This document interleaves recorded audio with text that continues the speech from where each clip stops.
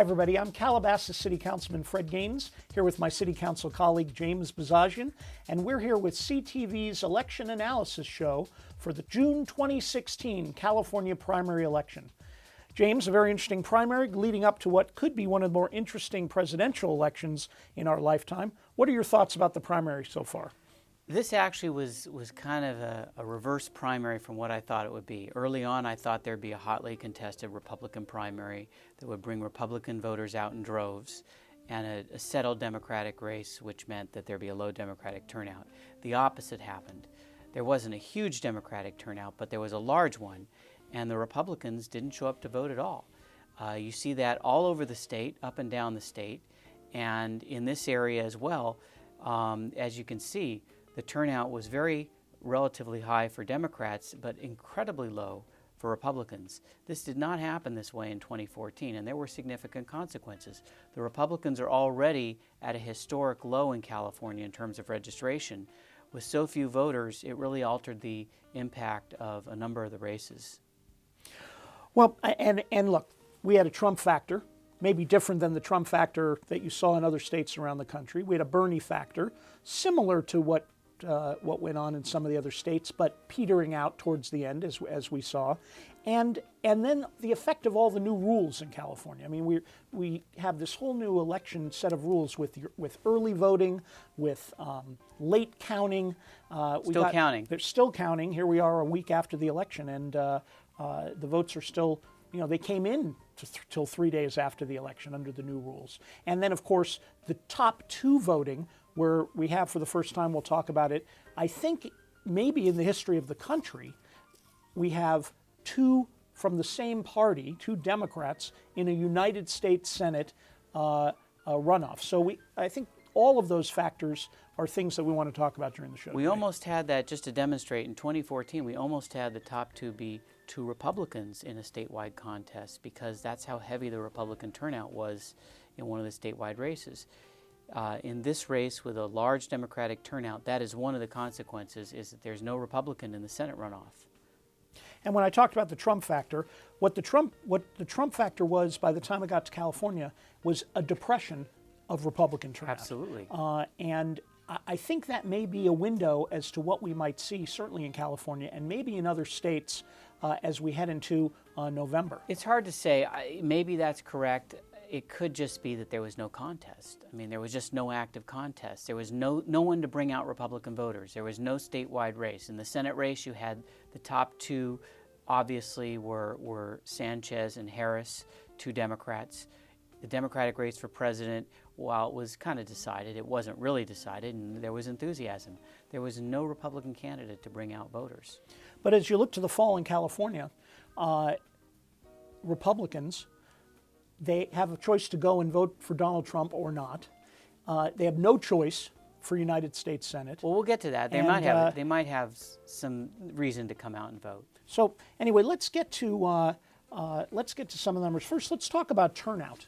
California, one of the issues is our primary is so late, is that quite often, even in a year like this where we had, at least initially, very hotly contested races for president, Republican and Democrat, still by the time we came to California, we just about didn't have a race. I mean, Sanders and Clinton were still actively campaigning, although Hillary was announced as the presumptive nominee on the eve of the day before. Most people had already voted, by the way. Let's look at how that affected turnout. Sure. California had a turnout when they're done counting the ballots. It'll be close to 40%. It probably won't be quite 40%. But locally, we had a healthy turnout of Democrats, and we had Republicans show up, about a third, which really isn't very high at all. And then the minor parties, a declined state, was more like a fifth of the voters. So it really was light. Turnout continues to be shockingly low in California. Even with all these voter changes, even with the big push to early voting, your overall turnout for a presidential primary election, high 30%. Clinton is the Democratic nominee, but not a beloved nominee, has her own set of issues. There's a lot of people, Republican side, who don't want to come out and vote for Trump. I predict the fall will continue to be a very low turnout election? We'll see. You have to look around the state. There's a whole lot of legislative races, and maybe that'll help turn out a little bit, because there are, now that we have these districts that are drawn a little bit more fairly, there are some open seats, including one here, where we might get deluged with mail and bombarded with advertisements, and that may drive up turnout a little bit. But I tend to agree with you. I think it'll be a low turnout election. And if you look at the statistics for our local cities, Calabasas, and please, when you look at this chart, this is the percentage of turnout by party. So the Democrats turned out at a 44% rate in Calabasas. Republicans, only 32% of registered Republicans come out and vote, which is a change. The common thought used to be, the rule of thumb would be, your Republican voters are going to show up in larger numbers. There may be a smaller number of them, but they're going to show up in larger numbers. In fact, normally in Calabasas, even though the Democrats are a plurality now, the raw number of Republicans versus Democratic voters is about even in any given election. But here they're not. Here it's pretty solidly, it was almost 2-to-1 Democrat in terms of raw numbers. And because of that, and because of the larger percentage of Democrats who showed up, I mean, it was swamped. And you'll see that in the results that we break down later on. But also keep in mind, this is not including a lot of votes that haven't even been counted yet. These are just preliminary numbers, but there's no reason to think the percentages will go up or down disproportionately. It was 2-to-1 Democrats. When you add in that the declined estates or the no party preference voters could vote in the Democratic primary, it was actually 3-to-1. 3-to-1 people in Calabasas, 3 times more people voted in that Democratic primary than voted in the Republican And we primary. should mention that. In California, the Republican primary is completely closed as far as the presidential race. And it's still partisan. It's not an open primary where you can vote for either Republican or Democrat. So you have to be a registered Republican. On the Democratic side, you can either be a Democrat or an independent declined estate. As long as you're not registered with another party, you can ask for a Democratic ballot. That includes a lot more voters, and anyone who's an independent who wants to vote in a presidential race in California will take a Democratic ballot. And so turning to the presidential race, we have the percentages, and you can see that Hillary Clinton, Secretary of State Clinton, did very well in the Calabasas area, as you might expect, and Bernie Sanders a little less than he did statewide. Definitely, the Democrats clearly supported Clinton by a much larger margin locally throughout the Conejo Valley than they did around the state. Around the state, it was a little more even, 55 to 44%. But in Calabasas, it was a 2-to-1 Clinton versus Sanders. And I have to, you mentioned one thing. I happen to think it's a lot to do with economics. The voters here are fairly well-to-do economically, and economic socialism doesn't have a lot of attraction. People don't want to pay a lot more taxes here or have more socialist institutions here. And Sanders is an avowed socialist, so I think he didn't gain traction largely for that reason. Well, and the voters that he did rally, not only to some extent in California, but certainly around the country, young voters. And in California, the numbers are unbelievable in terms of how extreme. I saw statistics today in the LA Times, 70% of voters under 30 were supporting Sanders. And then almost flips when you get to older voters, almost 65, 70% for Clinton. And in Calabasas and in some of our Conejo Valley areas, we don't have a lot of those younger voters. We just don't. People in that 18 to 35 age, they go to high school at Calabasas High, they move out, they come back with their kids when they're 35 years old. We don't have that kind of group. But I agree with you also economically in terms of some of the tax issues and other things. This is a Democratic area, but a solidly more moderate Democratic area than it is a more progressive area. You know what? The Clintons have always done well in California. Clinton carried California easily in 2008 when she was struggling against Barack Obama nationally. Bill Clinton carried California in the primaries and the general elections twice in the 1990s. One interesting note is the Democratic electorate here, unlike in other parts of the state, is largely white ethnically. And that was not always a demographic that Clinton did well in this election cycle, but she did well here. And I think it has to do, as you said, with the age factor and with the economic factor. One of the things I did notice as the votes were coming in, James, is when they first announced the votes beginning of election night, which is all of your vote, a lot of your vote by mail ballots. Clinton was up statewide by about 400 plus thousand votes. By the time the counts are done, and they're still not done, but they're almost done, she's now ahead still by 400, 500,000 votes, meaning that election day vote was much more of a 50-50 vote, which you would expect with a movement type candidate like Bernie Sanders. He needs to come into the state and rally people and get them to vote. They're not voting a month in advance. His voters are not your permanent absentee voters. But that did have an effect not only on in the presidential, but as we get into some of the other races, I'll point out how that had an effect even in our districts here covering Calabasas. Yes, I definitely agree with you. So turning to the Republican side, there was no contest here. No one was actively campaigning. Trump came here and held a few rallies, and we saw those on the news, largely due to the protests outside the rallies, not so much the rallies themselves. Trump got about 3/4 of the vote in the state and in Calabasas, and everyone else, the other 4 candidates who were still on the ballot, got 25%. It looks on its face like a very solid victory, but that's a large protest vote. 25%, 1 out of 4 Republicans, knowing who their nominee is going to be, decided not to go with that. And there's a lot of Republicans who probably stayed home and didn't want to vote at all. And when you add that to the 25% who couldn't bring themselves to vote for the Republican nominee, that's not a very good sign. Well, they didn't vote with their feet. I mean, when you only have 30+% Republican turnout, when your Republican turnout is 10+% less than Democratic turnout, I don't know if we've had an election like that, especially I a don't remember presidential one in election, California. because Republicans, even when they were smaller numbers, remained competitive by turning out in larger numbers. This election, that did not happen. They didn't feel that they had someone to vote for at the top of the ticket. They didn't feel they had someone to vote for in a U.S. Senate race, that may have been a factor in seeing that low Republican turnout.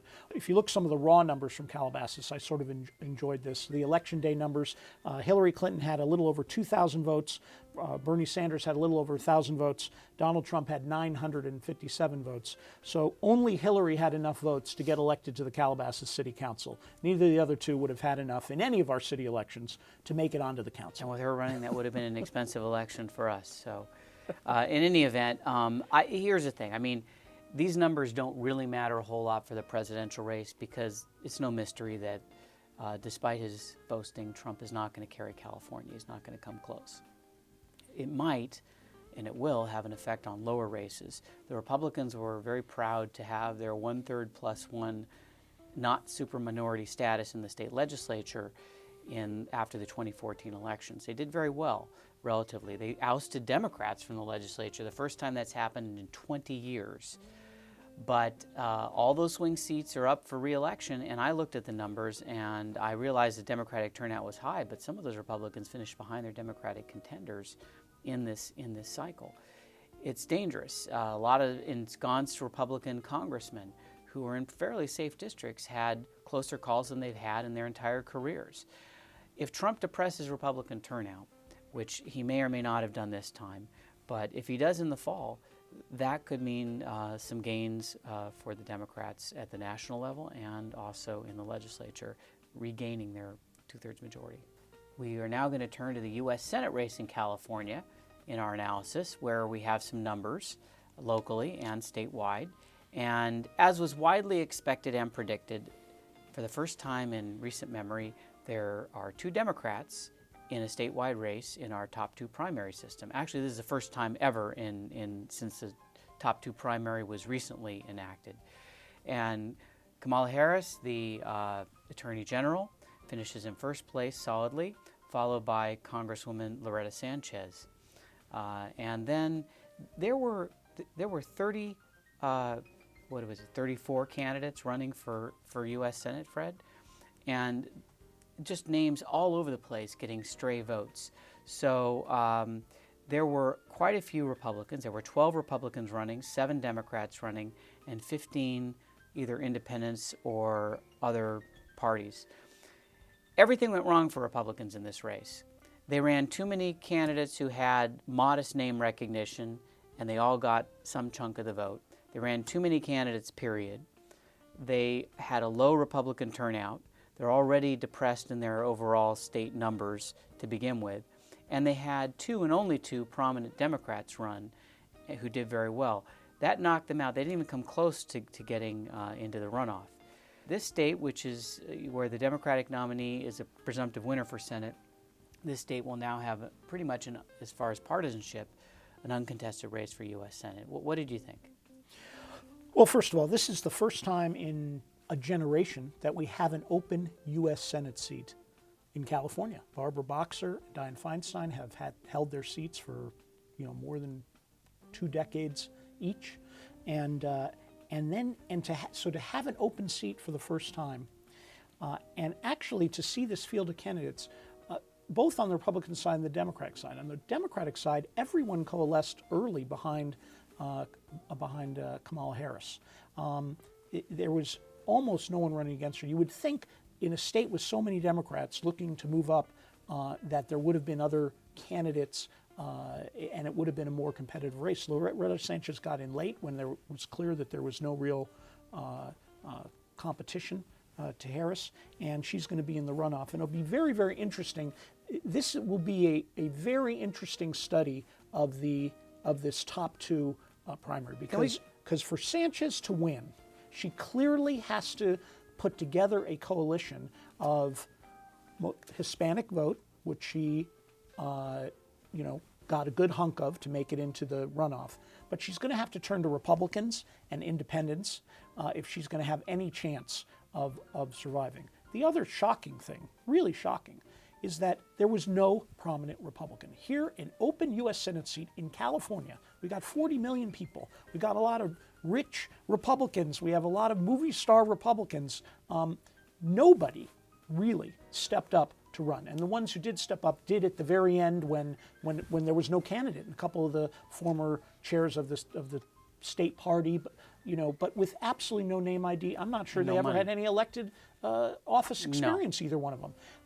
So to leave this seat just completely unchallenged is it is an indication, James, I know you don't like when I tell you this, that the Republican Party, we keep thinking it's hit a new low in California.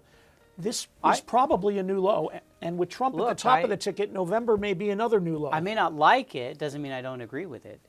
I mean, but it is a vicious cycle, because what happens is Republicans have no chance. They run pretty good candidates in some of the past elections, admittedly good candidates. Even the Democrats would admit on paper they're pretty good. They get slaughtered. Therefore, nobody steps up to the plate. Therefore, they get slaughtered even worse. And then it goes down in quality. Next time, you'll see people, run who you've never heard of, because nobody's going to take that kind of punishment of losing by 20 or 30 points. And that's what we've come down to. The thing that surprised me, I want to ask you this. Are you surprised that on the Democratic side, where whoever wins in the top 2 is going to be in the general and has a good chance of serving in the U.S. Senate from the largest state in the country, not since 1992, as you pointed out, has there been an open seat? Were you a little surprised that more Democrats didn't run? I was very surprised. I thought that there'd be a lot of, look, these you have a lot of Democratic elected officials out there. And what are your top prizes? Governor, the 2 U.S. Senate seats, and we've got a lot of people lining up to run for governor 2 years from now. And none of them said, hey, that's going to be a tough race. There's going to be 4 or 5 big name statewide officials running. Let's hop in here and not hand it to Kamala Harris. And the only one willing to do that was Loretta Sanchez, a little bit of an outsider in the Democratic Party. This race also begged, in some respects, for an independent.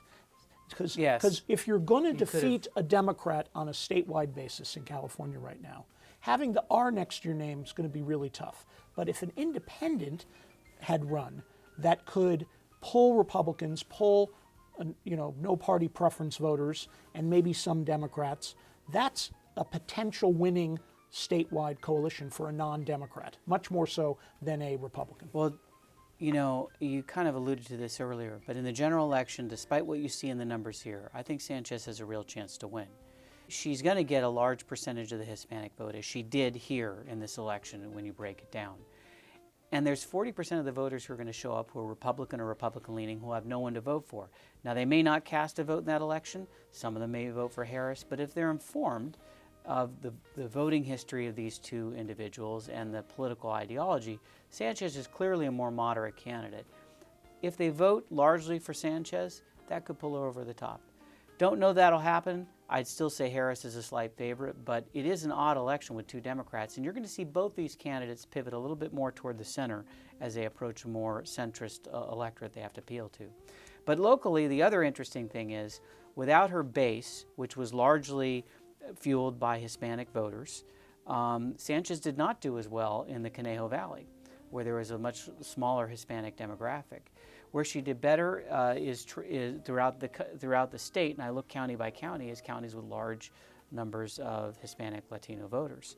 So it's hard to say. The Republican showing was dismal, and it's not just the fact that there were fewer Republican voters turning out. It was a fact that, like you said, these were unknown candidates, no money, no advertising. Harris, a big favorite for the fall, but some interesting possible scenarios for Sanchez as we move forward. Let's look at the U.S. House. This was not on the top list of national Republicans in the last couple cycles, but it was on the list, like a secondary list. You never know it looking at these numbers. I think Ted Lieu has avoided some of the problems that Waxman had. He's worked the district pretty well. He's a better fit, I think, for the overall district the way it's configured now. And he wins by about a 2-to-1 margin in Calabasas and a little more than that district-wide. I give Wright no chance to win this thing, Fred. I mean, this is going to go off the radar nationally. And again, this is a district, remember 4 years ago, yes, Waxman and Bloomfield, who ran as an independent, competitive race. But once you put the R next to the name, you really have an uphill battle to win this district. Waxman won by only 8 points, of a longtime congressman running in a pretty heavily Democratic district in a Democratic year. And I don't think that's going to happen again. Looking at the state Senate race, this was probably the marquee race for this district. An open state Senate seat in a swing district that leans to the Democrats but is winnable by a Republican. Not too many of those statewide that are that much of a swing district. And this race probably generated more money locally than any other contest. And it got nasty. We always knew that Steve Fazio was going to finish in first place. He was the only Republican among the 6 candidates. And there were 5 Democrats running against him. And he did. And so he didn't really advertise too heavily. But we have some advertisements to show you from some of the other candidates. We were inundated by advertisements, and they weren't positive. They were all of a negative nature. Here is one of the nastiest ones that I've seen in my time in politics. This is an O. Henry bar. It's kind of making fun of Henry Stern. And, it's got his face in the O part. Fine, okay? You turn it around, and the O. Henry bar is now out of the package and looking a lot like something else. And a woman is pointing to it and holding her nose. I guess it's about environmental pollution and all that, but it's got many allusions to other things. And this was followed by a number of other pieces that were just hit pieces. And Fred, these were all independent expenditures. I think it didn't really make that much of an effect, and Stern won easily. It's the second place slot. In fact, he did very well. He had a pretty good showing overall, and is now probably the favorite going into the fall. What are your thoughts? Well, Stern was is the handpicked successor to Fran Pavley. That's her staff person that she wanted. He had been campaigning for almost 2 years, had a big war chest and a lot of support. Challenged by Janice Resnick, who got in a little on the late side, but had a host of very significant endorsements, Dianne Feinstein and Zev Yaroslavsky and Sheila Kuehl, and plenty of money. And it was an interesting race. This is where I think the Bernie factor came into play in our local races. When the first votes were sent out at 8:15 p.m. on election night, Resnick was ahead, was a small lead, but ahead. She won on those vote by mails, those early voters. When the Bernie voters started showing up on election day, you had voters that were not only supporting Bernie Sanders and a little more progressive, but with that, they would be with a Henry Stern, Fran Pavley's choice, someone concentrating a lot on environmental issues and natural resource issues. And sure enough, he did very, very well there. He has to be the favorite in the fall. this is a district, as you know, the very first race in this district, when it was redistricted, Fran Pavley actually lost to the Republican. This was in the primary. And they were head-to-head. It was a very close 50-49, and then she turned around and won in the general election, I think, by 4 or 5 points. It's always been thought to be a district that a Republican could win, and Steve Fazio is exactly the kind of Republican that could win that. He's not an ideologue. That He's could more win moderate. that district. He's a moderate guy. He's a local guy. He would be the perfect type of Republican to possibly win this district, and he's now running against a progressive candidate. But here is where the Trump factor is going to come in. Okay, in order to do it, he can't do it if the Republican turnout is depressed. He can't do it if Republican voters are not showing up and not going down the ballot and marking their ballot. And with Trump at the head of the ballot in California, that is a serious risk for a candidate like Fazio. If he runs in an off year, if his election happened to be in 18 without in 2014, he would have won in an open seat. Quite possibly. So it's it's very hard. interesting to see those factors. I think that the national ticket will be an albatross around Fazio's neck. Whether he survives it or not, I don't know. Stern's strong showing, whether that means that he can, get all these other Democratic voters behind him, probably the vast majority, but not all of them. I think this is still going to be a targeted district. There's not that many swing districts, so money has to be put somewhere by the two parties, and they will put money into this race, and I do think it'll be close, but I give Stern the early edge. Let's cover our state assembly race. Sure. This is Matt DeBobne, the incumbent. Again, I think a little bit of a Bernie factor here. His Democratic challenger in this was Doug Kriegel, who had some name ID, former Channel 4 news reporter, but ran virtually no campaign. I saw no mail, there were a few signs out. In the absentee vote, DeBobne way ahead. Election day votes, when the Bernie voters show up, Kriegel, just as an alternative to the incumbent, put some numbers up, although it's going to be DeBobne and the Republican Cowell in the fall, and DeBobne a prohibitive favorite. This is a 2-to-1 Democratic district. You'd never know it, but in the special election in 2013, the Republican actually held DeBobne to like a 51-49 victory. It was very, very close. Not going to be targeted this time around. Proposition 50 passes easily. A lot of jargon about revising laws governing how the state legislature disciplines its own members. No contest there. Fred, give me your parting thoughts about the November election, what some of your predictions are. Donald Trump is going to cause the lowest Republican turnout, and I think will have the largest, and California hasn't been friendly to Republicans in presidential elections. I think Mitt Romney lost by 24 points. I think it will be bigger. I don't think there's huge enthusiasm for Hillary Clinton's candidacy. I think that people view her as steady and viable compared to Trump.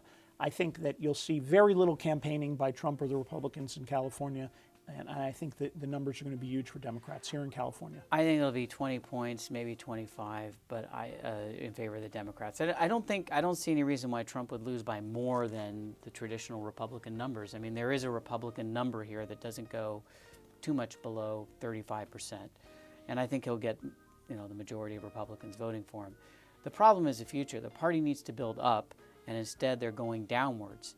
With the emergence of ethnic minority voters becoming eventually the majority of the voters in California, the Republicans are not addressing those issues, and they're nominating a candidate who I think is suicidal. One other thing, I have to say this. The media wasn't so bad, I don't think, in the 2012 election cycle. I mean, it wasn't great. They're always going to skew left.